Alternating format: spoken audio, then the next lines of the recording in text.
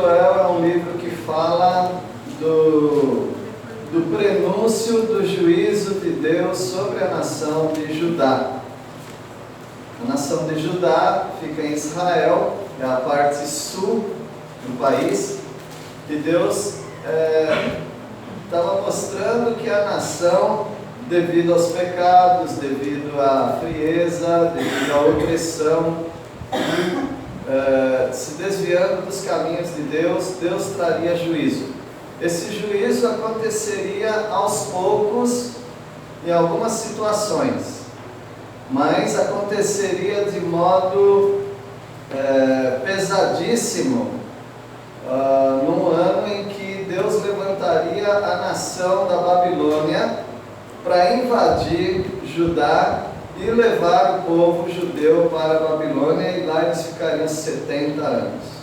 Mas Deus já estava dando alguns avisos através de micro-juízos, juízos pequenos, disciplina de Deus sobre essa nação.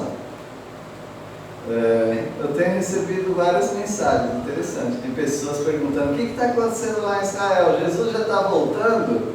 Então as pessoas começam a pensar na volta de Cristo quando a nação de Israel é abalada por alguma guerra, algum conflito. Então tem muita coisa envolvida aí, mas eu queria dizer para os irmãos que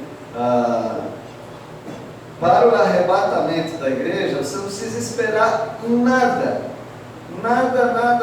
de profecia, de cumprimento, de sinais, de guerra, terremoto, nada disso. A qualquer momento ele busca a igreja, tá bem?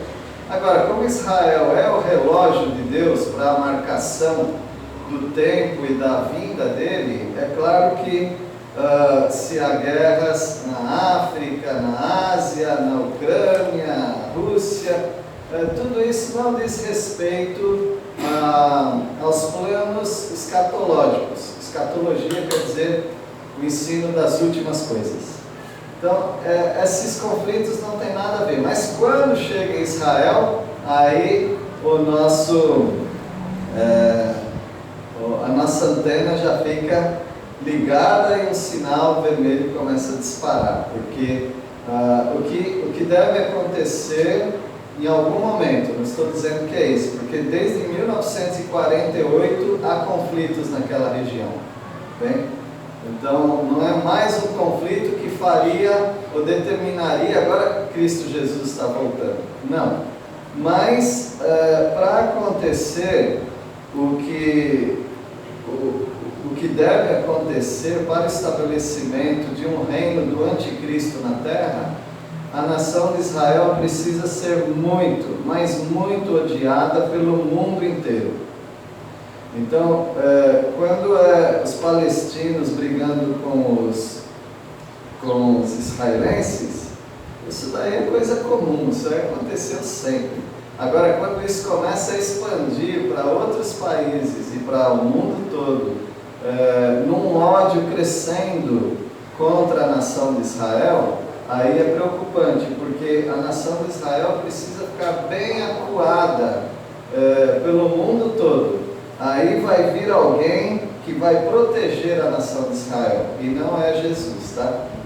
É o anticristo. Aí ele vai proteger por 3 anos e meio. Mas aí eu não quero mais estar aqui nesse mundo, nem você. Nós estaremos na glória com o Senhor. Tá bem? Então, não fica pensando que eu sou comentarista político aqui na mensagem, tá? Nós vamos estudar o texto da Palavra de Deus que existiu muito antes desses conflitos, tá bem? E o objetivo não é ficar observando o que Deus está fazendo com Israel, mas o que Ele está fazendo na sua vida, o que Ele quer falar no seu coração. Porque aquilo que serviu para a nação de Israel serve para nós hoje como exemplo das coisas que podem acontecer com alguém que se desvia da palavra de Deus, de alguém que não observa o recado de Deus para nós hoje. Tá bem? Então, a nação de Judá, quando fala Judá, pode falar Israel, que é a mesma coisa, tá bom? É só uma questão geográfica. Judá é o sul de Israel. E nós vemos nesse texto de Joel, capítulo 1, as responsabilidades do pecador diante de Deus. Ou seja, eu estou falando primeiramente comigo, estou falando com todos vocês, porque todos nós somos pecadores. Todos nós nos desviamos do alvo que Deus tem para as nossas vidas. Então nós temos responsabilidades diante de Deus. Você tem que pagar boleto, certo? Eu vim para descansar e o pastor vai falar de boleto. Segunda-feira você pensa nisso, tá? Mas você tem que pagar boletos. Você tem que pagar impostos. Você tem que chegar no horário no trabalho. Você tem que cumprir certas metas no seu trabalho. Você tem que preencher relatórios. Você tem que agradar aquele que paga a você. Então você tem responsabilidades para todo canto. Tem uma louça lá para lavar. Posso entrar na sua casa agora? Tem uma louça lá para lavar. Tem um lote para capinar, né, senhor Dionísio? Então, o que isso significa? Que todos nós temos responsabilidades. Não dá para fugir de responsabilidade. O que dá para fazer, né, daí, é jogar para o dia seguinte, não dá? Vai jogando para frente.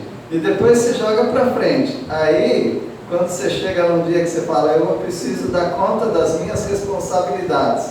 Está uma montanha de responsabilidades. Então não adianta fugir. Você tem responsabilidades. Porém, as pessoas se esquecem que elas têm responsabilidades diante de Deus. Diante de Deus você tem responsabilidades. Uma das responsabilidades que você tem é ouvir a palavra de Deus.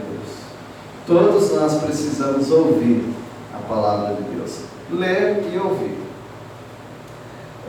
Nós temos a responsabilidade também de lamentar, chorar pelo juízo de Deus sobre os pecadores, dentre os quais talvez esteja você.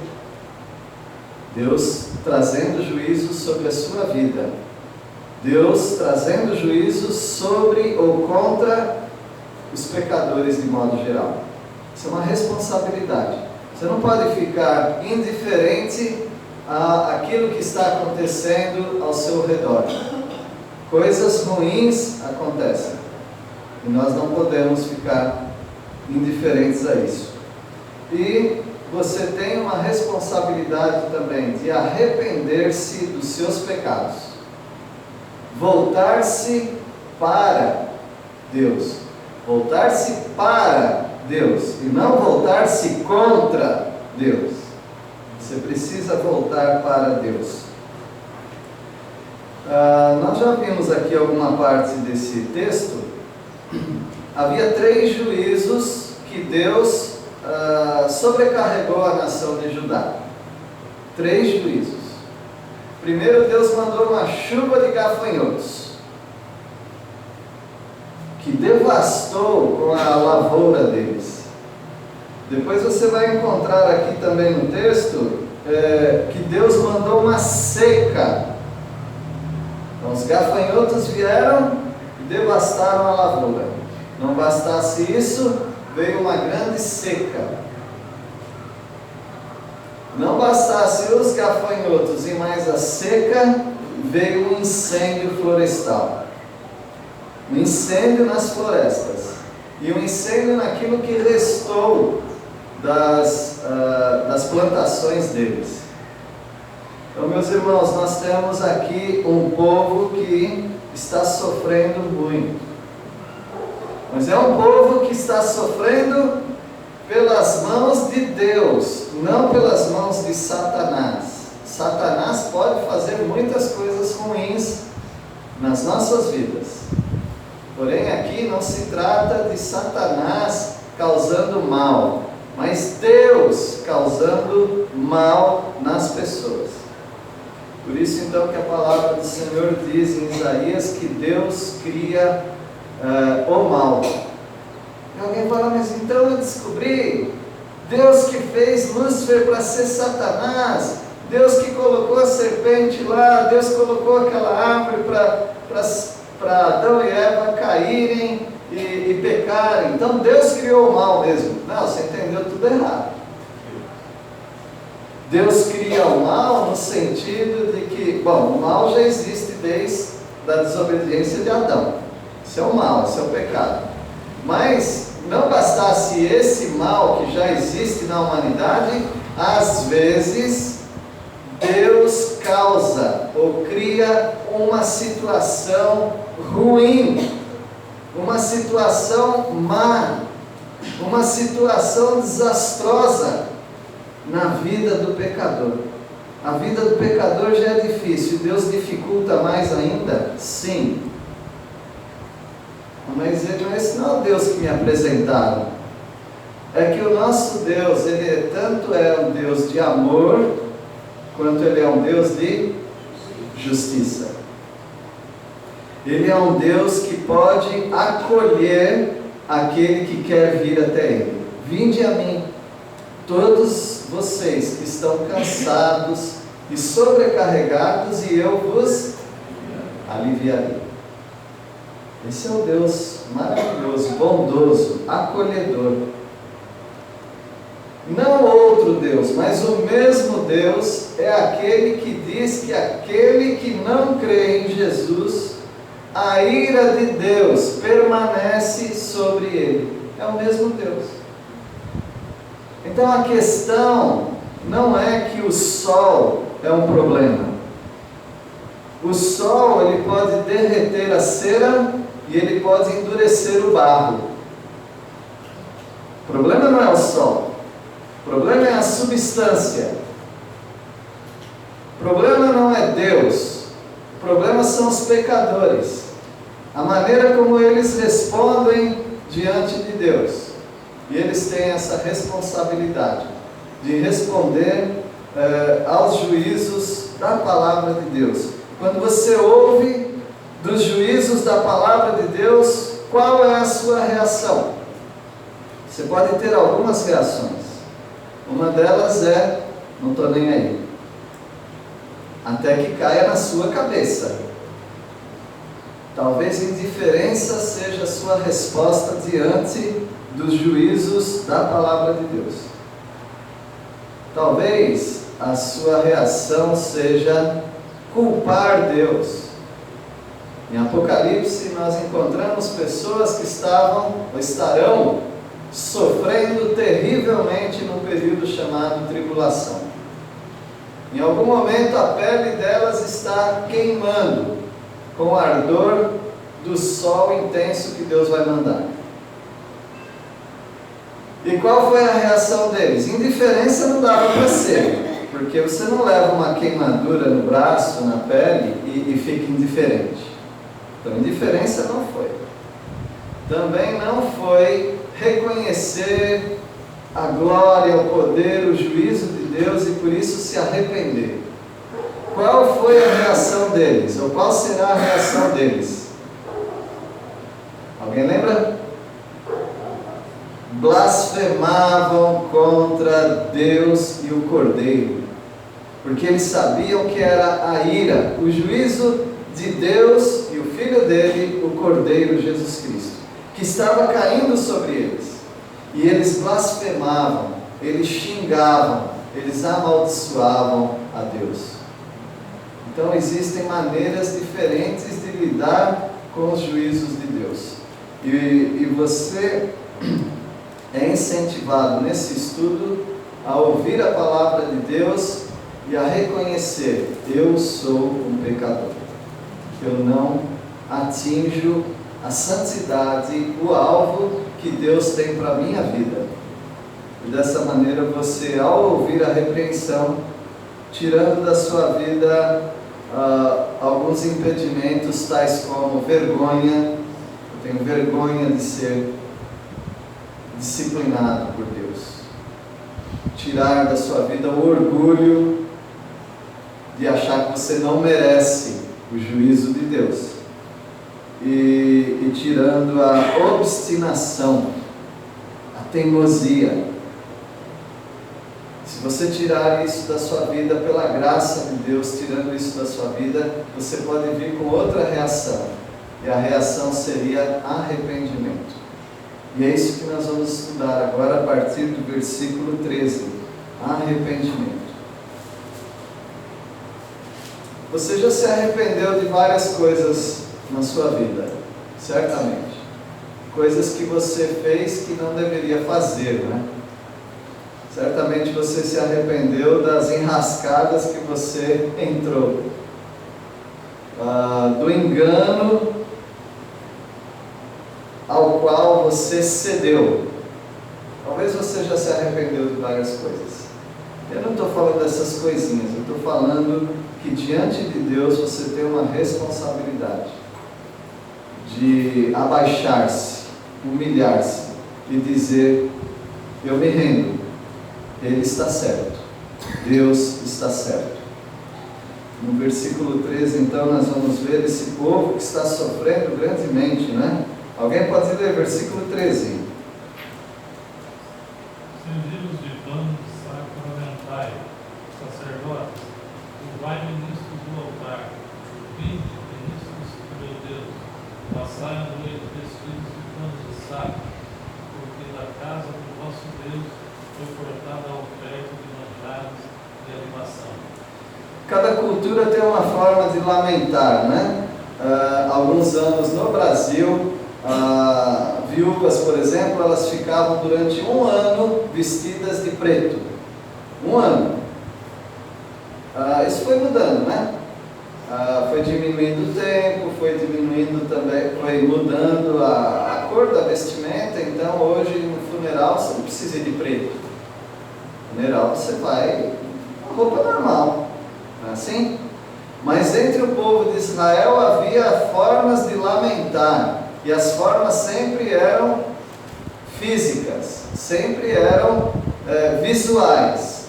E a maneira como eles lamentavam diante de tragédia era tirar a roupa normal, e eles já tinham, ou eles faziam na hora, roupa de saco. Lembra aqueles sacos de batata que tinha, aquele grosseirão mesmo, de sisal, trançado, né? Aquela coisa feia para uma roupa, né? Então eles costuravam aqui, eles faziam aquela roupa, um coletezinho, uma roupa feia. Essa era a roupa que eles usavam para lamentar-se diante das tragédias, diante de funerais, diante de coisas ruins que aconteciam com eles. Às vezes essa manifestação era nacional, como não era do povo de Deus, mas era Nínive. O rei mandou todo mundo se vestir de saco, como era o costume dos judeus, e a mensagem era dos judeus. Jonas pregou e eles se arrependeram. O rei foi até além, mandou todo mundo colocar, e colocava também as roupinhas das vaquinha tudo vestidinha de saco. Por quê? Porque eles estavam profundamente lamentando e arrependidos diante do Deus dos céus, o Deus Criador. Essa era a maneira deles se arrependerem. E aqui Deus fala cingivos, ou seja, vistam pano de saco, lamentem. Quem? Os sacerdotes. Ele já começa no topo, né? Aqueles que são religiosos, uivem igual lobo, gritem, gemam. Por quê? Porque vocês estão perdidos. Chegou o juízo sobre vocês, e o juízo é esse: vocês são ministros de Deus, vocês deveriam oferecer em santidade as ofertas de Deus, mas vocês não estão fazendo nada disso. Vocês oferecem as ofertas para Deus, mas o coração de vocês é perverso. Como muita gente é religiosa, dá ofertas na casa de Deus, faz coisas boas, fazem coisas boas para os aflitos, mas eles estão longe de Deus. Eles estão fazendo aquilo achando: Deus tem que me aceitar, porque eu sou muito bom. Isso é orgulho, E esse orgulho leva as pessoas para o inferno. Esse orgulho afasta as pessoas de Deus. Versículo 14, alguém pode ler? Convoque uma reunião no templo e anuncie no dia de jejum, reúna as autoridades de todo o povo de Judá no templo do Senhor nosso Deus e orem a Ele pedindo socorro. Peçam socorro a Deus. Vocês acham que os gafanhotos foram à toa? Vocês acham que a seca aconteceu porque simplesmente parou de chover? Não, para a nação de Israel chovia ou não chovia conforme Deus estava abençoando ou castigando o povo. Vocês acham que as florestas foram queimadas simplesmente porque foi um acidente? Alguém colocou fogo?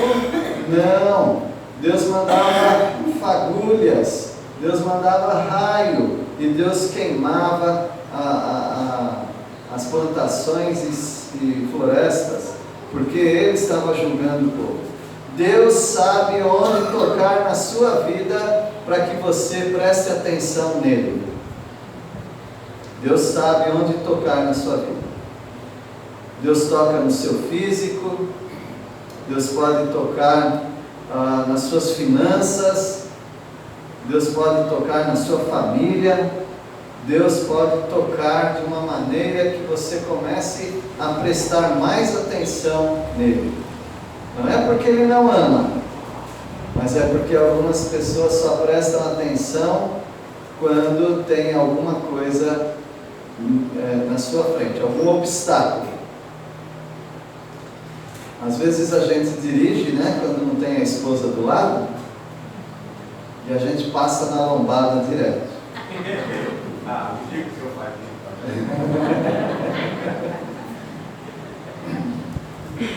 Aí a gente presta atenção. A partir de agora eu vou prestar atenção em toda a lombada. Nada. Se não tiver a esposa do lado, meus irmãos, Deus coloca algumas lombadas na nossa vida, senão a gente não presta atenção, a gente continua dirigindo na mesma velocidade, achando que não tem impedimento nenhum na nossa vida, até que Ele derruba um poste, porque essas lombadas são um poste caído na rua, vocês sabem, né? Ele coloca uma lombada nas nossas vidas. Oi? Não vamos falar desse assunto agora. A esposa também. Versículo 15, alguém pode ler? Está chegando o dia do Senhor, em que o povo temeroso vai trazer destruição. Será um dia de terror. Que dia! Uivai, gemei, porque é o dia do Senhor. O dia do Senhor está perto. O dia do Senhor é um dia terrível. O dia do Senhor é quando Ele vem julgar a terra. Ele já julgou algumas vezes a terra. Já julgou algumas vezes o povo de Israel. Mas Ele está dizendo agora que o dia do Senhor chegou e Ele vem como assolação. A assolação do Todo-Poderoso. Escuta, já não teve assolação, os gafanhotos, a seca e o incêndio? Deus vem com assolação contra o povo. O que Deus quer com isso? Deus quer que o povo preste atenção. É isso que Deus quer na sua vida, que você preste atenção nele. E como nós prestamos muita atenção em Deus quando a gente está hospitalizado, se é preciso isso, então Ele coloca a gente numa cama de hospital. Agora, por favor, hein? Não vou nem falar o resto que você já sabe, né? Nós não estamos falando que quem está no hospital está desobedecendo a Deus. Não é isso. Pode ser, mas não é isso. Deus tem várias maneiras de chamar a nossa atenção. Versículo 16, alguém pode ler? Acaso não está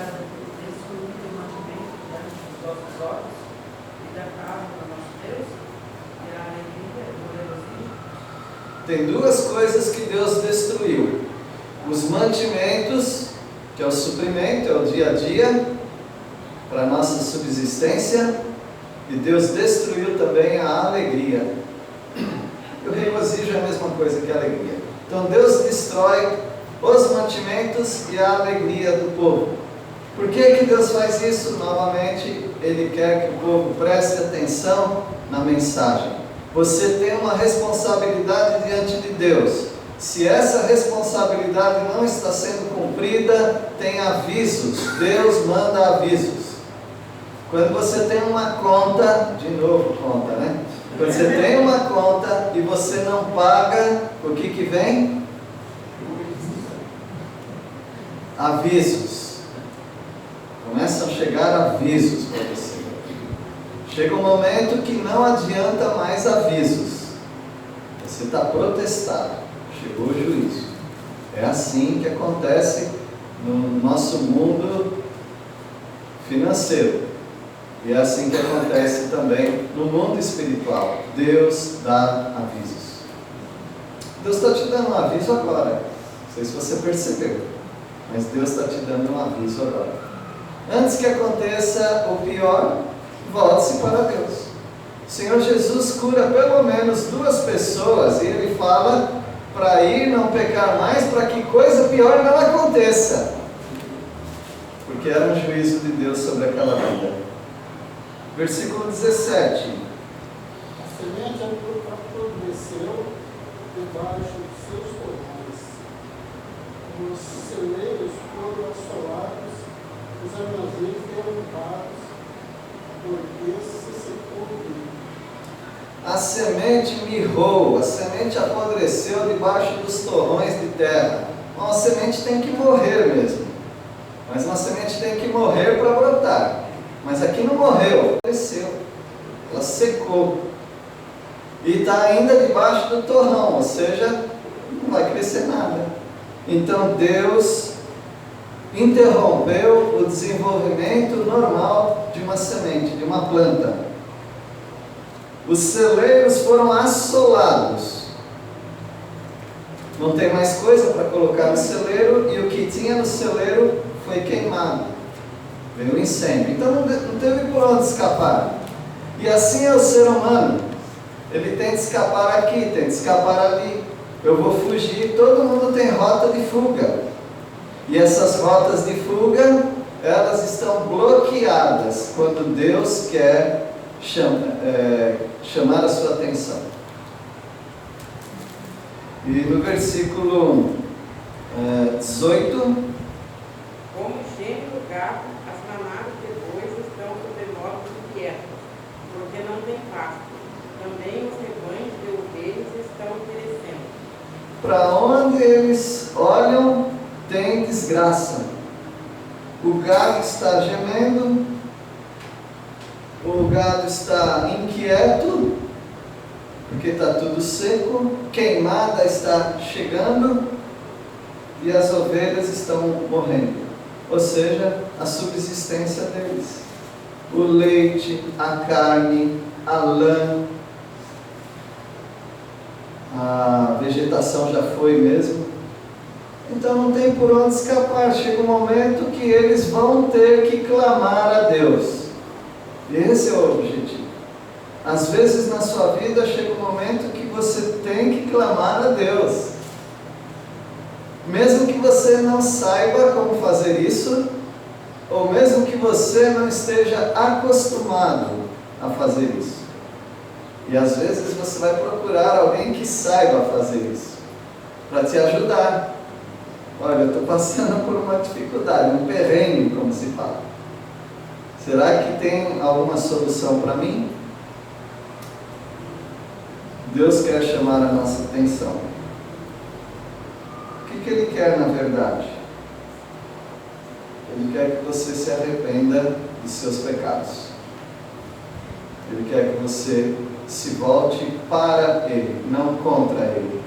E o versículo 19: A ti, ó Senhor, clamo, porque o fogo consumiu os pastos do deserto, e a chama abrasou todas as árvores do campo. A vida de lavrador não é fácil, nunca foi fácil. Se tudo der certo, ainda assim é difícil. Se alguma coisinha der errado, complica mais ainda.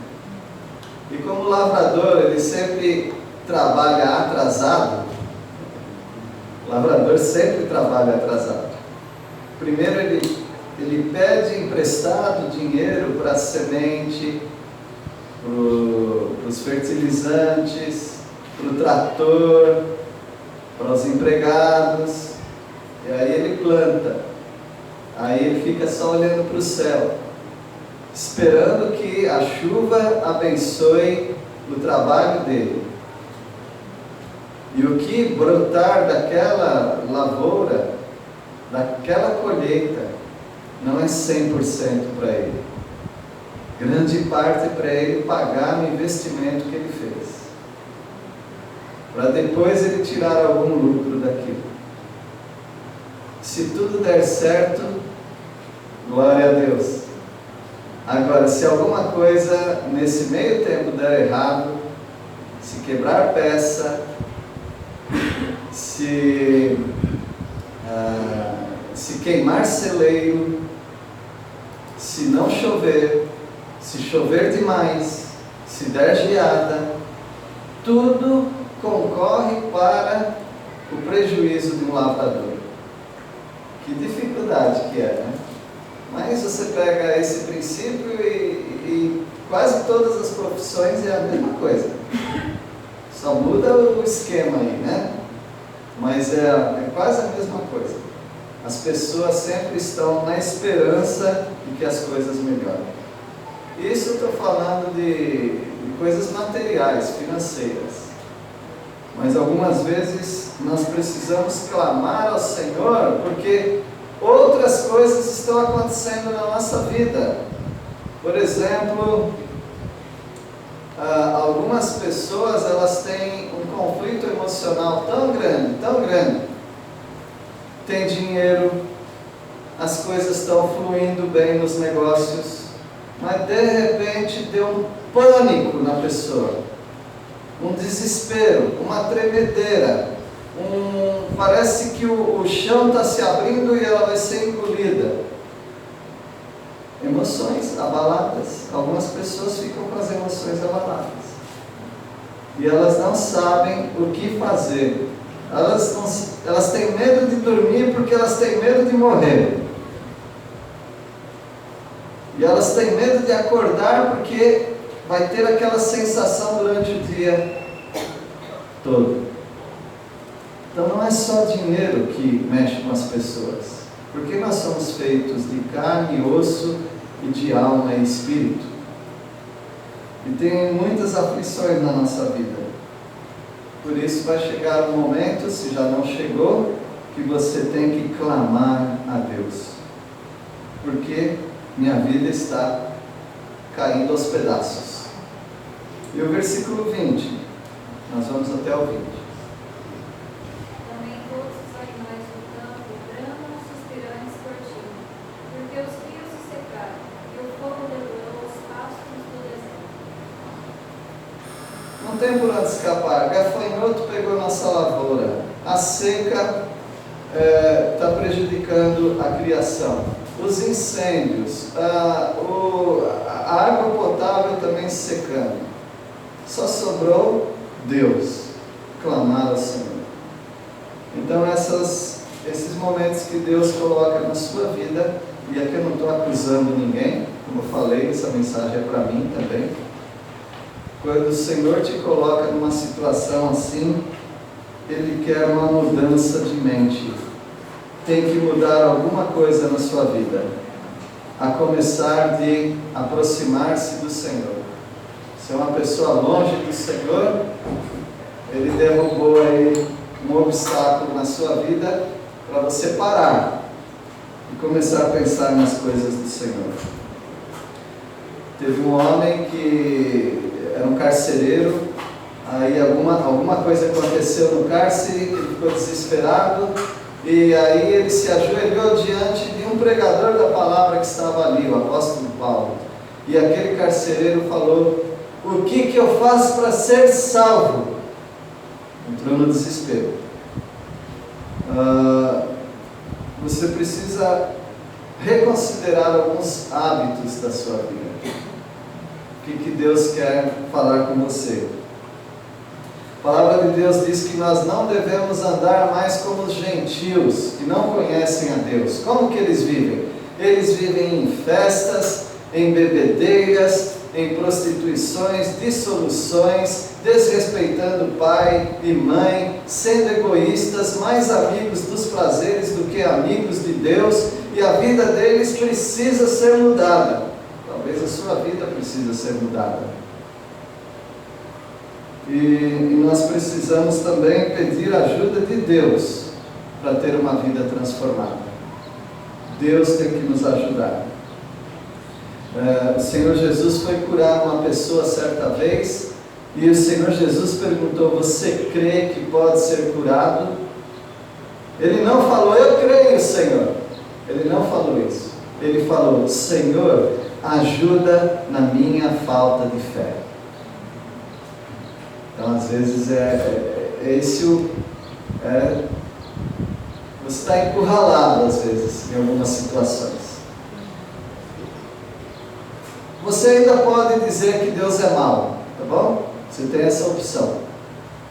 Mas você pode ter também a outra opção, que é clamar ao Senhor e pedir a Ele misericórdia e pedir: ajuda-me na minha falta de fé. Deus abençoe a todos vocês. Vamos orar. Nosso Deus, agradecemos pela Tua palavra que nos fala da tragédia de Judá. E muitas vezes na nossa vida também há tragédias na família, nas emoções, nas finanças, em várias coisas, ó Pai. E sabemos pela Tua palavra que o Senhor faz isso porque quer chamar a nossa atenção. Ó Deus, o Senhor já tem a nossa atenção. Pedimos, ó Pai, que nos ajude, clamamos ao Senhor. Se há alguém aqui, ó Pai, no nosso meio que está desesperado em alguma situação, socorra essa alma, ó Deus, e ajude. Usa as nossas vidas para ajudar essas pessoas também. Em nome de Jesus que oramos. Amém.